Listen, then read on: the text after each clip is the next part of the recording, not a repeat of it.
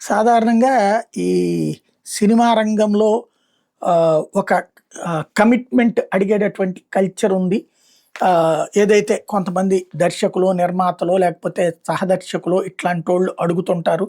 అలా ఓకే అంటేనే ఛాన్సెస్ వస్తాయి. లేకపోతే రాహు అన్నటువంటిది ఆ మధ్య కాలం నుంచి బిగినయ్యి, శ్రీరెడ్డి దగ్గర నుంచి బిగినయ్యి ఈ మధ్య కాలంలో చాలామంది అప్పుడప్పుడు మాట్లాడతారు. కొన్ని రోజులు హడావిడి జరుగుతుంది.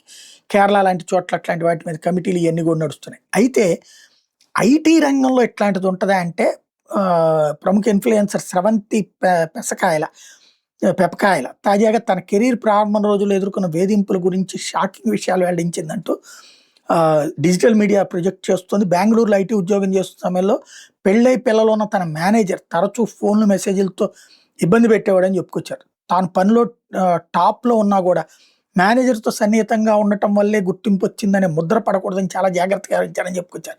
నాకు కాల్ చేయడానికి నువ్వెవరు అంటూ అతన్ని నిలదీశానని చెప్పుకొచ్చారు. ఐటీ రంగంలో చాలామంది యువతులు ఇట్లాంటి వేధింపులు ఎదుర్కొంటున్నారు.